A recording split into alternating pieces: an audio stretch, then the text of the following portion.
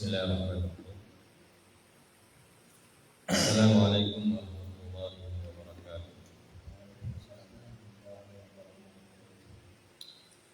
Alhamdulillah, hamdan na'imin, hamdan syakirin, hamdan yuafi ni'amahu wa yukafi mazidah. Ya Rabbana wa lakal hamdu kama yanbaghi li jalali wajhikal karim wa 'azimi sultanik. Asyhadu an la ilaha illallah wahdahu la syarika lah wa asyhadu anna Muhammadan abduhu wa rasuluhu la nabiyya ba'dahu. Allahumma salli wa sallim wa barik ala nabiyyina Muhammadin sallallahu alaihi wasallam wa ala alihi wa ashabihi wa man tabi'ahum bi ihsan ila yaumiddin. Amma ba'd.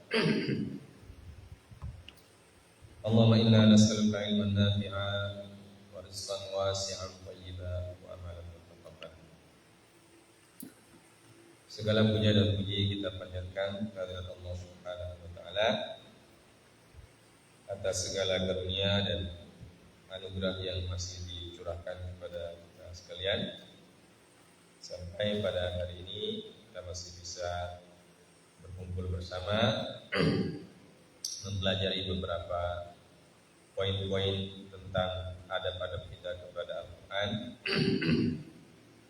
Salawat dan salam semoga tetap dilimpahkan kepada Nabi kita Nabi Muhammad sallallahu alaihi wasallam serta para keluarga dan sahabat-sahabat beliau yang diridhoi oleh Allah Subhanahu wa taala. Nah, ini adalah pertemuan terakhir kita sebelum Ramadan untuk materi adab setelah Ramadan. Pada saat Ramadan mungkin kita akan pindah taklimnya ke waktu duha. Jadi pekan depan Senin pekan depan kita pindah ke waktu duha.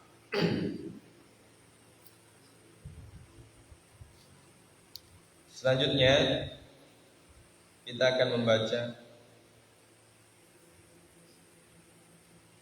poin yang berikut dari adab seorang penghafal Al-Quran. Masih pasal yang kedua, ya, pasal tentang apa-apa yang diperintahkan dan apa-apa yang dilarang. Nasihat dari Al-Imam Fudail bin Amr, atau dari sahabat Fudail bin Amr radhiyallahu taala yang diriwayatkan oleh Imam At-Tirmidzi. Wa an Fudail bin Amr radhiyallahu anhu qala dakhala rajulani min ashabi Rasulillah sallallahu alaihi wasallam masjidan. Falamma sallama al-imam qama rajulun fatala ayatin min al-Qur'an thumma sa'ala faqala ahaduhuma inna lillahi wa inna ilaihi raji'un. Sami'tu Rasulullah sallallahu alaihi wasallam yaqul sayaji'u qaumun yas'aluna bil Qur'an faman sa'ala bil Qur'ani fala tu'tuhu. Wa hadzal isnadu munqati'un fa innal Fudail bin Amr lam yasma' as-sahab.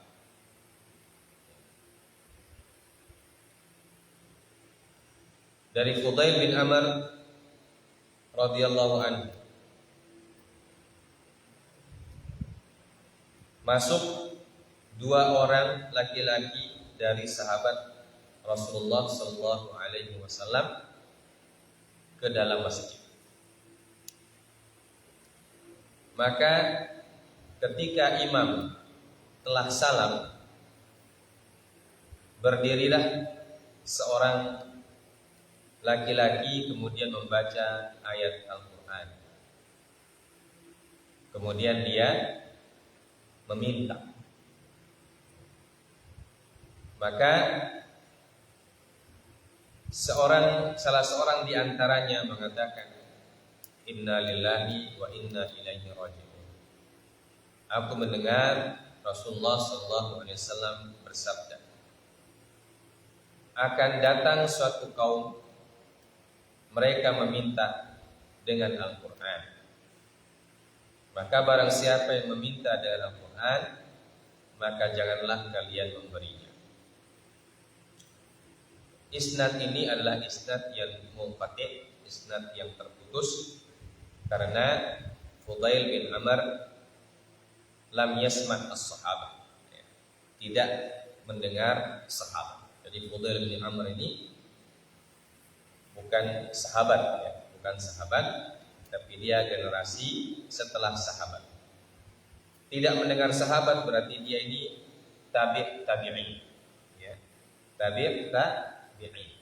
Karena kalau tabi'in mendengar sahabat. Yang disebutkan oleh Imam An-Nawawi. Jadi beliau jelaskan sanad hadisnya. Beliau mengatakan sanad hadisnya munqati'. Ya.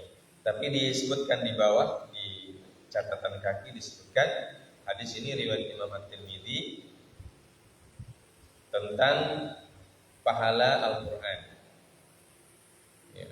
Bab Is'alullaha bil Qur'an. Ya, mintalah kepada Allah dengan Al-Qur'an. Dan juga diriwayatkan oleh Imam Ahmad dari hadis Imran bin Husain radhiyallahu ta'ala anhu dengan lafaz man qara'a al-Qur'ana falyas'alillah bihi fa innahu sayaji'u aqwamun yaqra'una al-Qur'an yas'aluna bihin nas wa huwa haditsun sahih. Jadi hadis yang dari Imran bin Husain disebutkan oleh Syekh Al-Arnaud, bunyinya, barang siapa yang membaca Al-Quran, maka hendaklah dia meminta kepada Allah dengannya. Karena akan datang suatu kaum, mereka membaca Al-Quran, tetapi mereka meminta dengannya kepada manusia. Hadisnya hadis yang sahih. Jadi hadis yang sahih adalah hadis riwayat Imam Ahmad dari Imran bin Husain, seperti yang disebutkan oleh Syekh Al-Arnaud dalam catatan kakinya. Sedangkan hadis yang diriwayatkan oleh Imam An-Nawawi sendiri, beliau sendiri mengatakan hadisnya munqati'.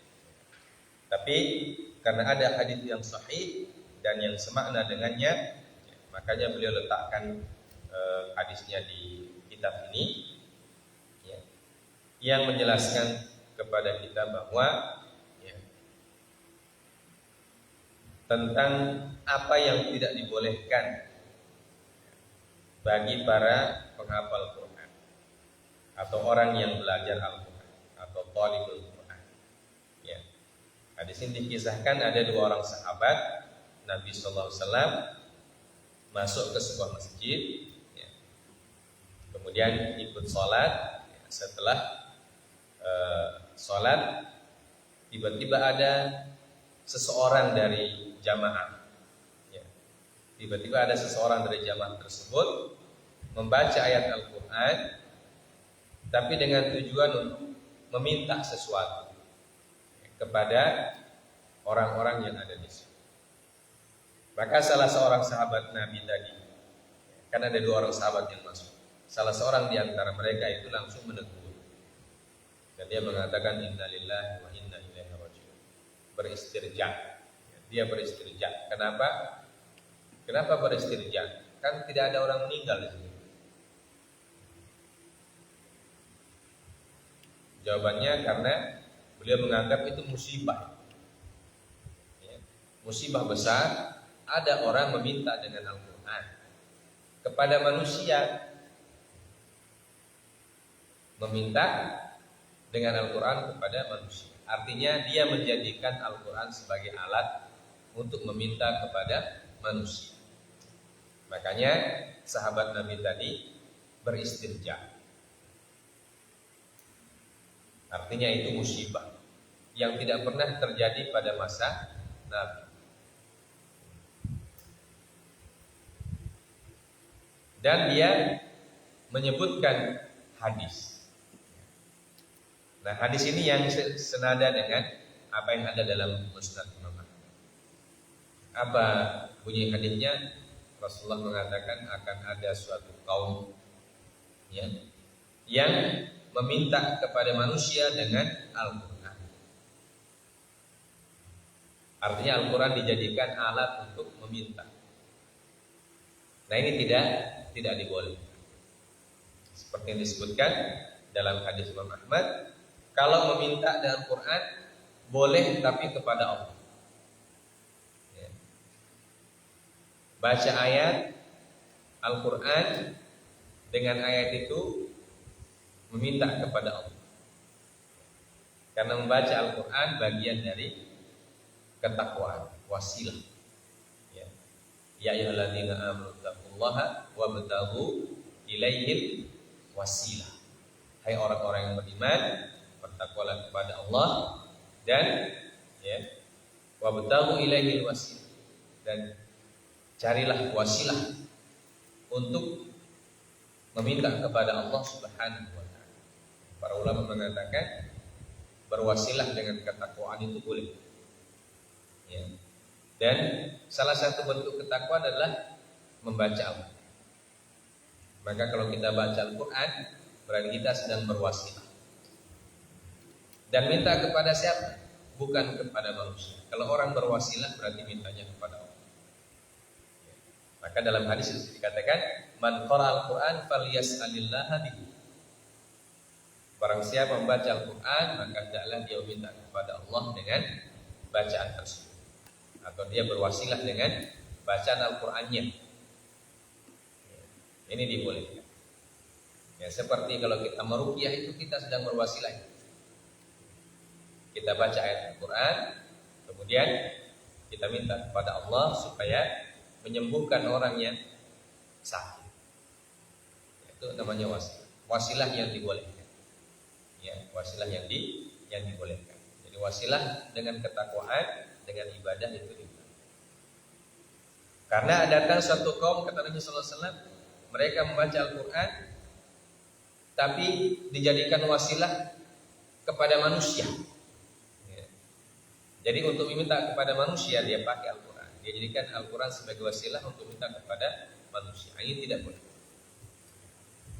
Meminta kepada manusia dengan menjadikan Al-Quran sebagai wasilah itu tidak. Tapi kalau kepada Allah maka boleh. Nah, karena kalau minta kepada manusia maka nanti konotasinya bisa duniawi. Konotasinya bisa duniawi. Hanya untuk kebutuhan dunia. Maka tidak benar.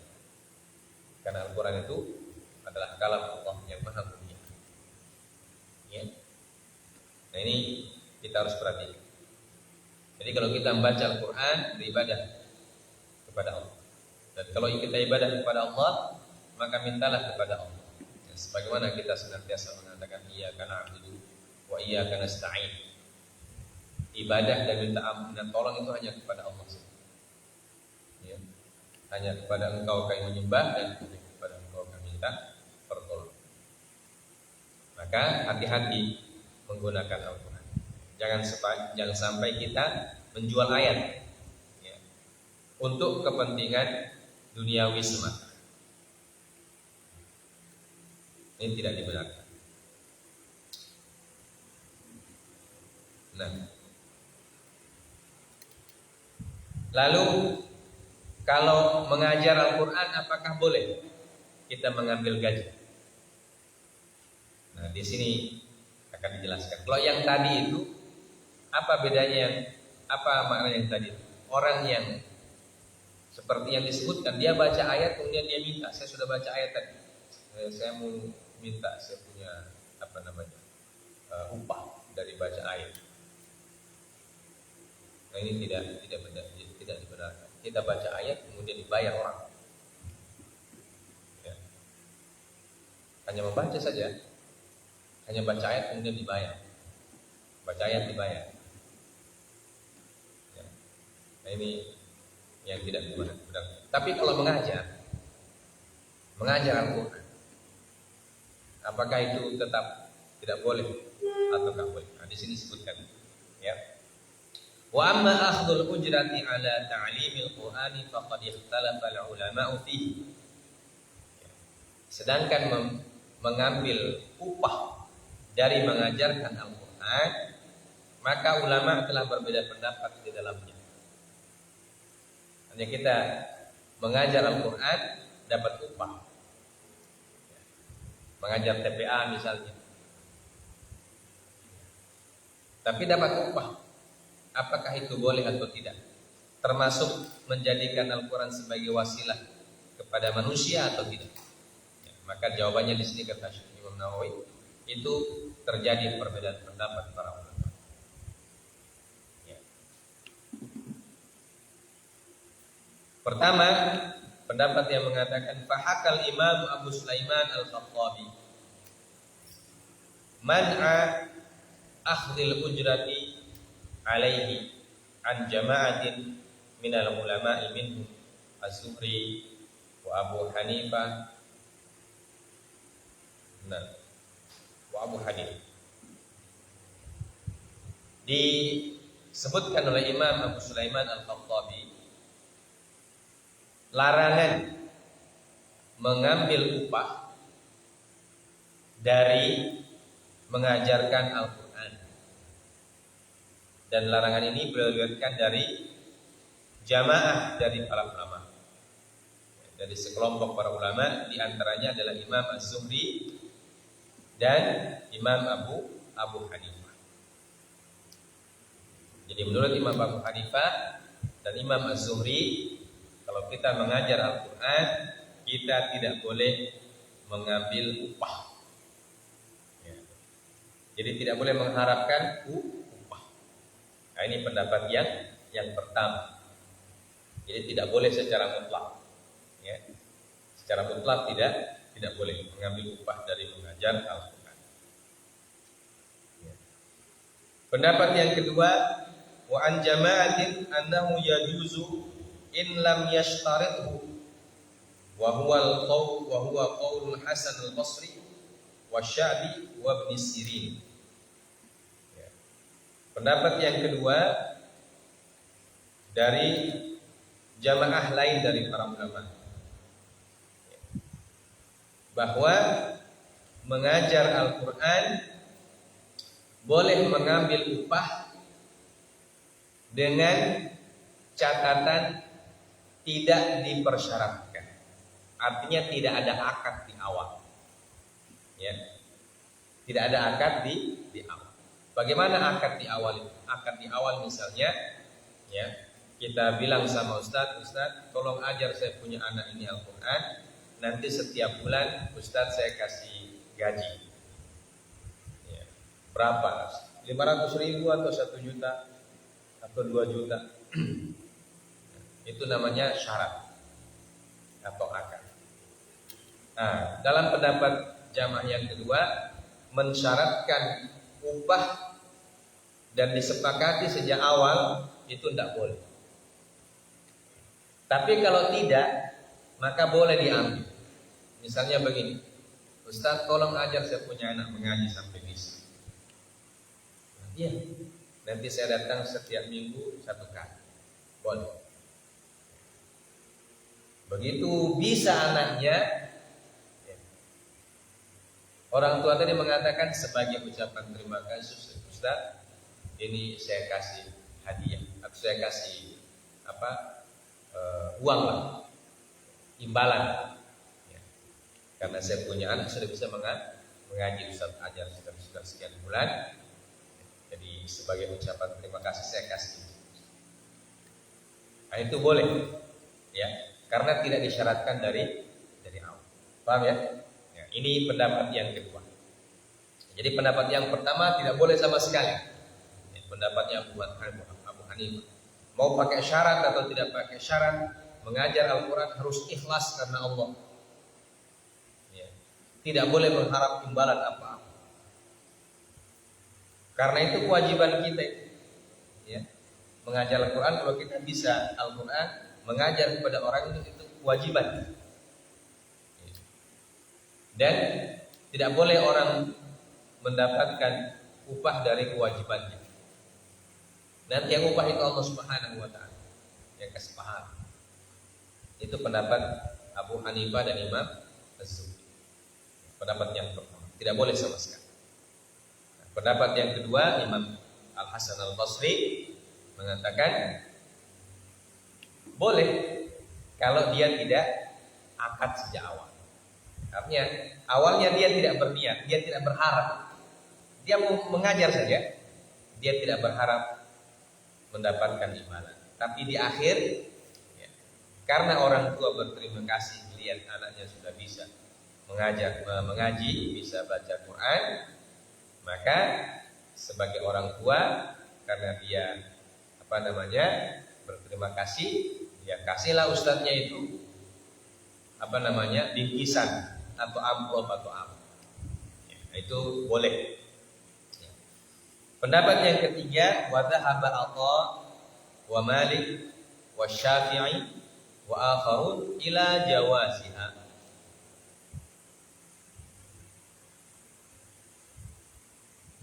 In syaratahu wastajarahu ijaratan sahihah.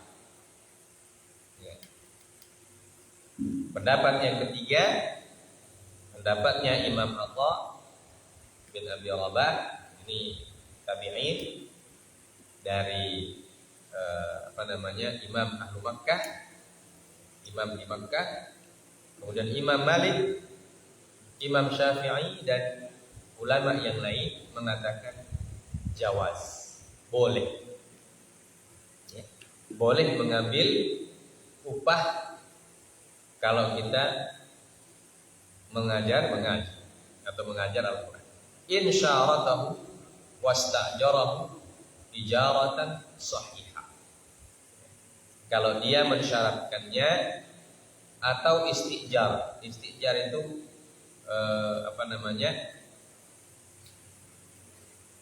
mengontrak, ya,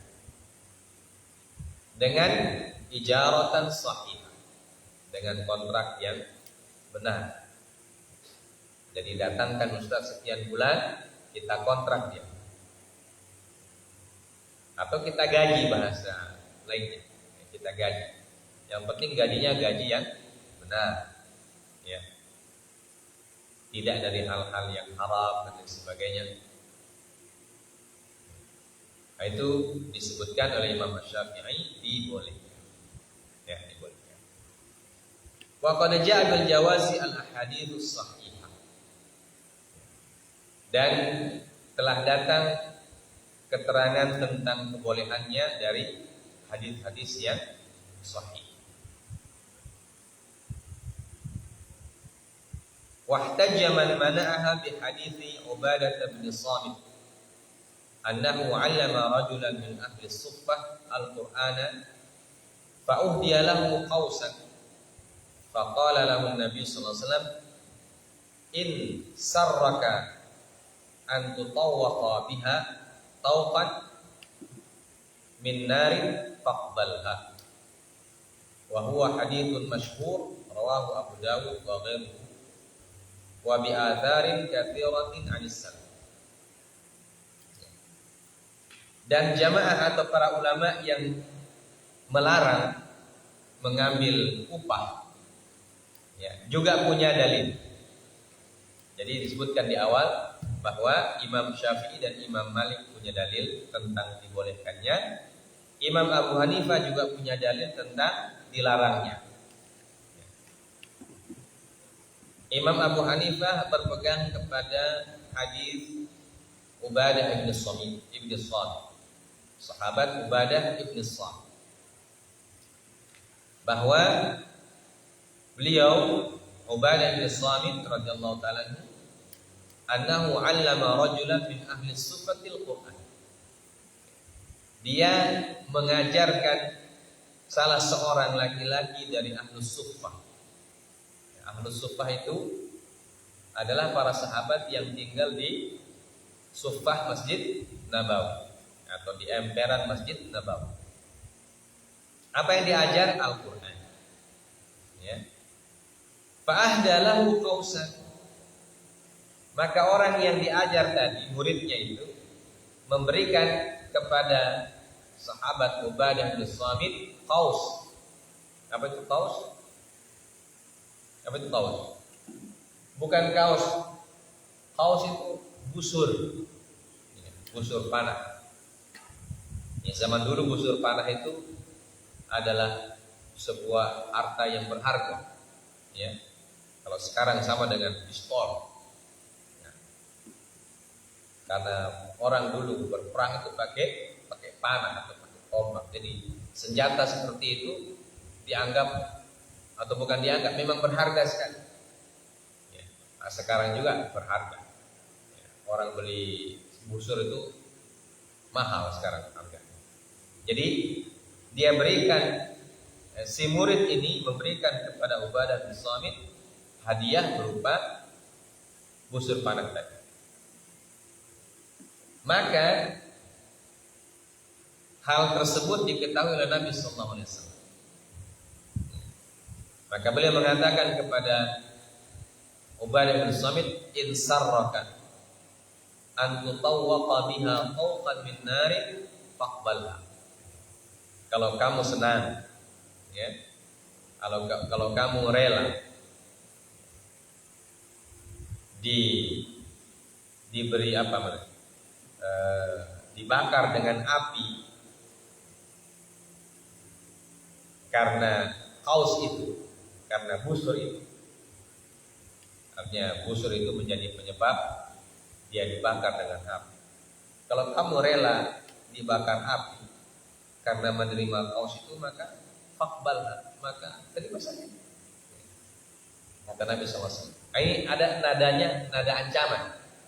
Ya. Nabi SAW mengatakan seperti itu, nadanya ancaman. Artinya kalau kamu terima itu bisa diiqab, kamu bisa dihukum oleh Allah Subhanahu wa taala. Kalau kamu terima itu. Kalau kamu terima itu busur dari muridmu itu, kamu bisa dihukum oleh Allah. Jadi ini ada ancaman dari Nabi sallallahu alaihi wasallam. Ya, maka Ubadah tentu karena diancam Nabi tentu tidak berani diambil. Ya. Karena kalau Nabi sudah bersabda, ya, itu sudah jadi hukum. Ya. Maka dia tidak ambil. Dan hadis ini kata beliau adalah hadis masyhur, diriwayatkan oleh Imam Abu Dawud dan yang lainnya. Disebutkan dalam catatan kaki.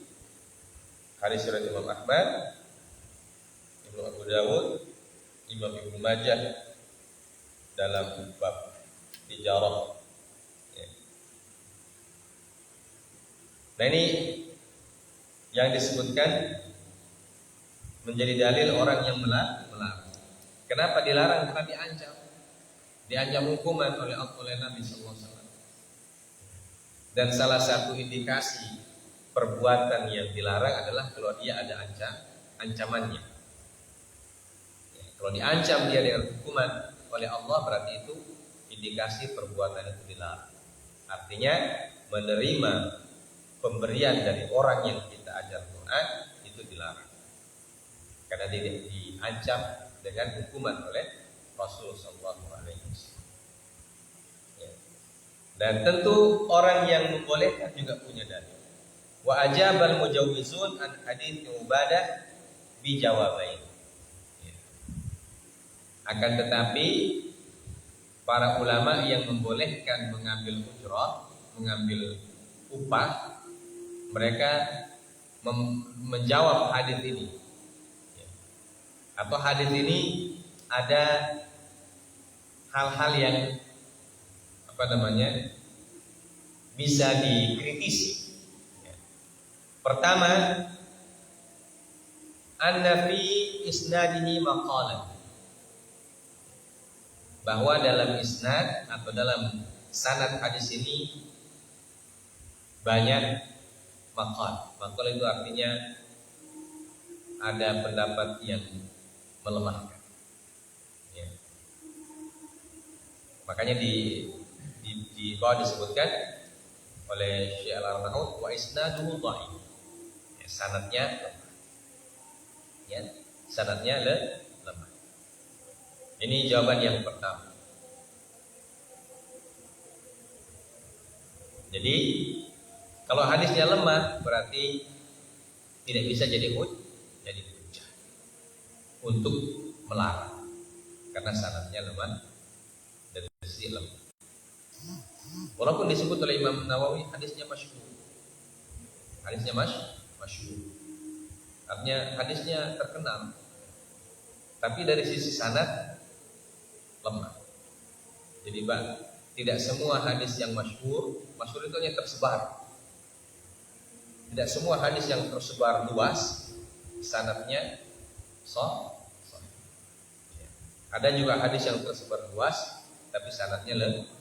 Makanya dijawab di bawah dengan mengatakan bahwa sanadnya itu diperdebatkan.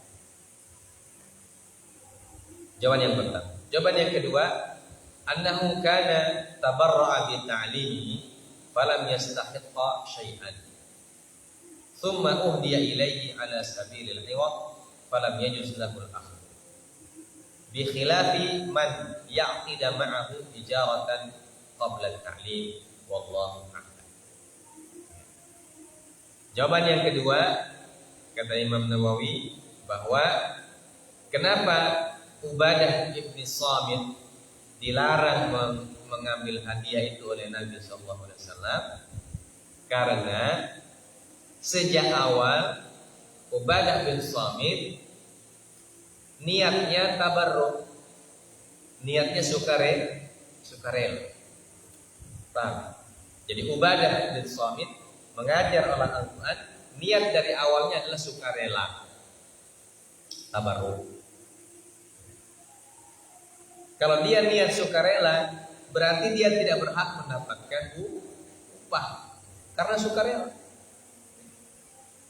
Kalau sukarela baru diterima upah, berarti tidak sukarela jadinya. Paham? Ya.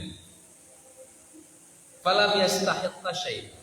Karena orang yang sukarela itu dia tidak boleh menerima apapun karena dia sukarela. Namanya sukarela. Sudah sukarela lagi. Ya. Maka dia tidak boleh menerima apapun. Ya. Nah, itu kenapa Nabi melarang Ubadah mengambil busur yang dihadiahkan. Karena Ubadah radhiyallahu ta'ala anhu diketahui oleh Nabi sallallahu alaihi wasallam bahwa dia sejak awal mengajar orang tersebut niatnya tabarruk, sukarela. Nah, kalau dia sukarela berarti dia tidak berhak mendapatkan apapun. Kemudian tsumma uhdiya ala sabilil 'iwad falam yajuz lahul akhdhu.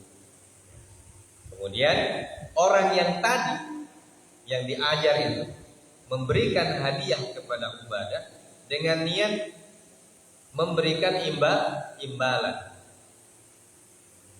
Iwad sebagai imbalan. Maka di sini ada dua niat yang bertabrakan. Ubadah niat mengajarnya sukarela atau tabarruk. Orang ini yang sudah merasa berterima kasih, untung sudah diajar, dia niat memberikan imbalan atas usahanya Ubadah mengajar dia itu. Maka ini tidak bisa sinkron. Makanya Nabi SAW mengatakan kamu tidak boleh mengambil. Karena kalau kamu ambil berarti kamu sama dengan menjerumuskan dirimu ke dalam hukuman Allah. Karena niatmu di awal sudah ikhlas. Jadi kalau kamu ambil upah, ikhlasmu hilang, ya kan? Ikhlasmu batal. Ya. Dan kalau ikhlasmu batal ya berarti sia-sia nanti pekerjaan. Maka dia dilarang oleh Nabi. Itu jawabannya. Bi khilafi man ya'qida ma'ahu ijaratan qabla ta'dil. Berbeda dengan orang yang dari awal sudah membuat akad ijarah. Akad ijarahnya akad kontrak. Nah, ini Imam Asy-Syafi'i dan Imam Malik mengatakan berbeda dengan pendapat yang kedua. Pendapat yang kedua, kalau dikontrak dari awal malah tidak boleh. Kalau tidak dikontrak boleh. Tapi kalau Imam Malik Dan Imam Syafi'i mengatakan justru kalau tidak dikontrak dari awal tidak boleh. Ya kan? Kenapa? Karena kalau dia tidak dikontrak dari awal berarti dia sukarela itu dari awal niat. Dan kalau orang sudah niat sukarela tidak boleh dibatalkan niatnya. Ya. Tidak boleh batalkan niat sukarelanya. Karena kalau ambil upah berarti membatalkan niat sukarela, itu bisa berdosa. Ya, karena diancam hukuman. Tapi kalau memang dibuat akad dari awal, akadnya kontrak, diupah, maka ini dia datang tidak sukarela. Dia datang karena ada kontrak. Maka dia, karena dia sudah akad dan dia kontrak, berarti dia akan komitmen dengan kesepakatan itu. Makanya sebagian ulama mengatakan yang sebenarnya yang diupah bukan ajaran kita itu, tapi waktu yang kita gunakan untuk mengajar. Kenapa? Kalau waktu yang kita gunakan untuk mengajar, kita gunakan untuk yang lain, bisa membuat kita mendapatkan apa? Upah, bisa mendapatkan nafkah. Nah, karena waktu kita dipakai untuk mengajar, akhirnya kita tidak bisa cari nafkah.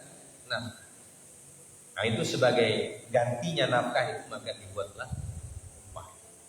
Nah, ini pendapatnya. Nah, pendapat yang ketiga. Intinya di sini mengambil ujrah upah dari mengajar Al-Quran, ya, terbagi menjadi 3 pendapat. Yang pertama, melarang secara mutlak, pokoknya tidak boleh. Yang kedua, kalau diakad di awal maka tidak boleh. Tapi kalau tidak diakad boleh. Karena itu sebagai ucapan terima kasih saja. Ucapan terima kasih dari orang yang merasa sudah sudah mendapat keuntungan karena bisa Al-Quran itu kan sebuah anugerah, ya. Bisa belajar Al-Quran itu sebuah anugerah, dan anugerah yang kita dapatkan itu melalui perantaraan guru yang ajar kita ini. Maka kita sebagai murid, karena kita merasa bersyukur, ya, dan kita lihat guru kita juga memang butuh, maka kita bantulah dia. Nah, itu boleh. Sedangkan pendapat yang ketiga, boleh semua. Mau dikontrak di awal ataupun tidak dikontrak, boleh. Ya. Alasannya ada hadis-hadis yang membolehkan hal tersebut. Ya. Ada hadis-hadis yang membolehkan hal tersebut, dan juga alasan yang kedua karena hadis yang melarang, hadisnya Ubadah bin Samit itu hadisnya lemah, ya, dhaif, sanadnya dhaif. Maka kalau dia dhaif, maka tidak bisa jadikan sebagai hujjah dalam hukum boleh atau tidak. Hadis yang dhaif hanya bisa digunakan untuk fadhailul a'mal, ya, keutamaan amalan. Tapi kalau berkenaan dengan hukum boleh atau tidak, itu hadis dhaif tidak bisa digunakan sebagai hujjah. Karena itu hadisnya Ubadah bin Samit, walaupun dia tersebar luas, ya, kata jamaah yang ketiga, itu tidak bisa digunakan sebagai hujjah. Selain itu juga bahwa orang yang mengajar Al-Quran, dia menggunakan waktunya itu, kalau dia gunakan untuk cari nafkah, bisa jadi dia mendapatkan lebih banyak. Tapi karena dia gunakan untuk mengajar Al-Quran, dia tidak bisa cari nafkah. Maka sebagai gantinya, ganti waktu yang dia gunakan, itulah diberikan imbalan. Paham ya? Ini pendapat dari jamaah yang ketiga. Ya.